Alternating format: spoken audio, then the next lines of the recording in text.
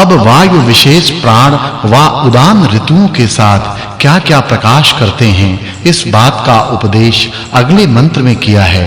भावार्थ, जो सबका मित्र, बाहर आने वाला प्राण तथा शरीर के भीतर रहने वाला उदान है, इन्हीं से प्राणी ऋतुओं के साथ सब संसार रूपी यज्ञ और बल को धारण करके व्याप्त होते हैं, जिससे सब व्यवहार सिद्ध होते हैं। यह 28वां वर्ग पूरा हुआ।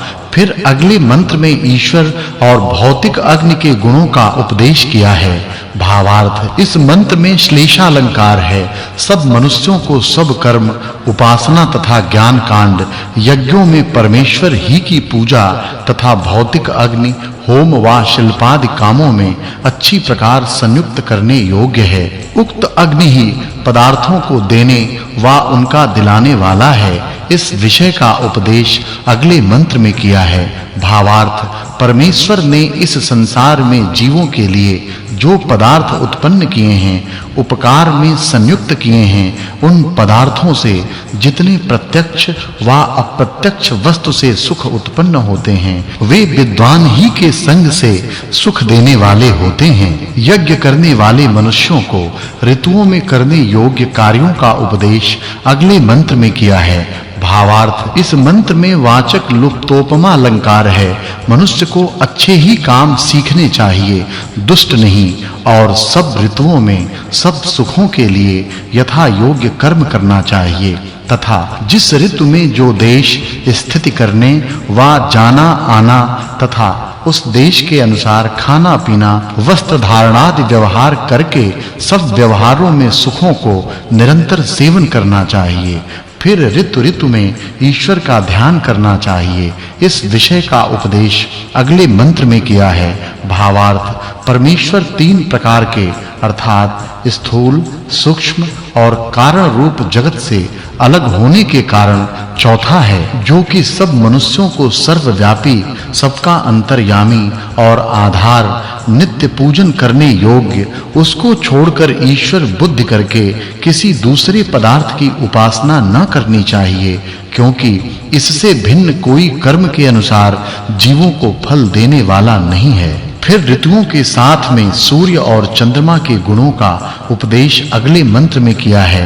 भावार्थ, ईश्वर उपदेश करता है कि मैंने जो सूर्य, चंद्रमा तथा इस प्रकार मिले हुए अन्य भी 2-2 पदार्थ कार्यों की सिद्धि के लिए संयुक्त किए हैं, हे मनुष्यों, तुम्हें वे अच्छी प्रकार सब ऋतुओं के सुख तथा व्यवहार की सिद्धि को प्राप्त कराते हैं। इनको सब लोग समझें। फिर भी भौतिक अग्नि के गुणों का उपदेश अगले मंत्र में किया है।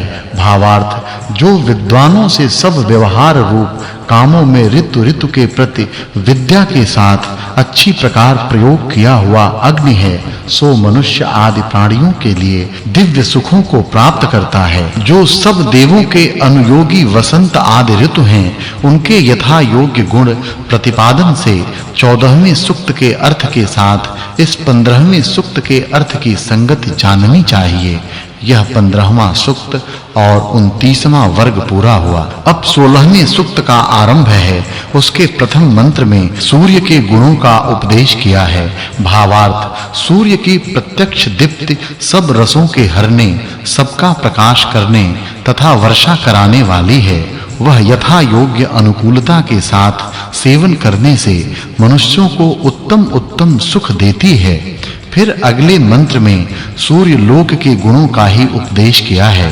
भावार्थ, इस संसार में रात्रि और दिन, शुक्ल तथा कृष्ण पक्ष, दक्षिणायन और उत्तरायण हरण करने वाले कहलाते हैं। उनसे सूर्य लोक आनंद रूप व्यवहारों को प्राप्त करता है। अब अगले मंत्र में इंद्र शब्द से 3 अर्थों का उपदेश किया है।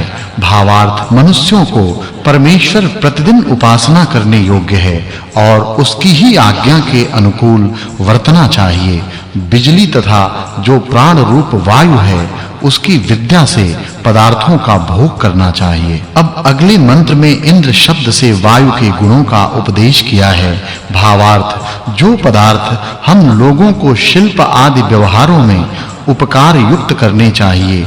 वे अग्नि, विद्युत, सूर्य और वायु ही के निमित्त से प्रकाशित होते तथा जाते आते हैं। फिर अगले मंत्र में इंद्र के गुणों का उपदेश किया है। भावार्थ, इस मंत्र में उपमा अलंकार है। जैसे अत्यंत प्यासे मृग आदि पशु और पक्षी वेग से दौड़कर नदी, तालाब आदि स्थानों को प्राप्त होके जल को पीते हैं, वैसे ही यह सूर्य लोक अपनी वेगवती किरणों से औषधि आदि को प्राप्त होकर उसके रसों को पीता है। सो यह विद्या की वृद्धि के लिए मनुष्य को यथावत उपयुक्त करना चाहिए। यह 30वां वर्ग पूरा हुआ। अब वायु किस लिए, किसमें किन-किन पदार्थों के रस को पीता है, इस विषय का उपदेश अगले मंत्र में किया है। भावार्थ, ईश्वर ने इस संसार में प्राणियों के बल आदि वृद्धि के लिए जितने मूर्तिमान पदार्थ उत्पन्न किए हैं, सूर्य से छिन्न भिन्न किए हुए उनको पवन अपने निकट करके धारण करता है।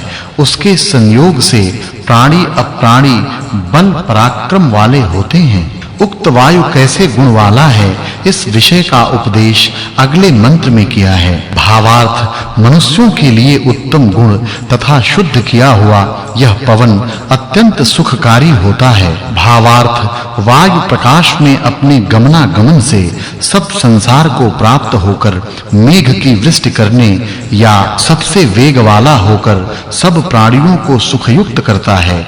इसके बिना कोई प्राणी किसी व्यवहार को सिद्ध करने को समर्थ नहीं हो सकता। अब अगले मंत्र में इंद्र शब्द से ईश्वर के गुणों का उपदेश किया है। भावार्थ, ईश्वर में यह सामर्थ्य सदैव रहता है कि पुरुषार्थी धर्मात्मा मनुष्यों का उनके कर्मों के अनुसार सब कामनाओं को पूर्ण करना तथा जो संसार में परम उत्तम पदार्थों का उत्पादन तथा धारण करके सब प्राणियों को सुखयुक्त करता है, इससे सब मनुष्यों को उसी परमेश्वर की नित्य उपासना करनी चाहिए। ऋतुओं के संपादक जो सूर्य और वायु आदि पदार्थ हैं, उनके यथा योग्य प्रतिपादन से पूर्व 15वें सूक्त के अर्थ के साथ इस 16वें सूक्त के अर्थ की संगति समझनी चाहिए। यह 16वां सूक्त और 31वां वर्ग पूरा हुआ। अब 17वें सूक्त का आरंभ है। इसके पहले मंत्र में इंद्र और वरुण के गुणों का उपदेश किया है। भावार्थ, जैसे प्रकाशमान संसार के उपकार करने, सब सुखों को देने, व्यवहारों के हेतु और चक्रवर्ती राजा के समान सबकी रक्षा करने वाले सूर्य और चंद्रमा हैं, वैसे ही हम लोगों को भी होना चाहिए। अब इंद्र और वरुण से संयुक्त किए हुए अग्नि और जल के गुणों का उपदेश अगले मंत्र में किया है। भावार्थ, पूर्व मंत्र से इस मंत्र में आवृणे इस पद का ग्रहण किया है। विद्वानों से युक्त के साथ कला यंत्रों से युक्त किए हुए अग्नि, जल जब कलाओं से बल में आते हैं, तब रथों को शीघ्र चलाने, उनमें बैठे हुए मनुष्यों आदि प्राणी पदार्थों को धारण कराने और सबको सुख देने वाले होते हैं। इस प्रकार साधे हुए ये दोनों किस-किस के हेतु होते हैं, इस विषय का उपदेश अगले मंत्र में किया है। भावार्थ, मनुष्य को योग्य है कि जिस प्रकार अग्नि और जल के गुणों को जानकर क्रिया कुशलता में संयुक्त किए हुए ये दोनों बहुत उत्तम सुखों को प्राप्त करें, उस युक्ति के साथ कार्यों में अच्छी प्रकार इनका प्रयोग करना चाहिए। उक्त कार्य के करने से क्या होता है, इस विषय का उपदेश अगले मंत्र में किया है। भावार्थ, मनुष्यों को सदा आलस्य छोड़कर अच्छे कामों का सेवन तथा विद्वानों का समागम नित्य करना चाहिए, जिससे अविद्या और दरिद्रता जड़ मूल से नष्ट हों।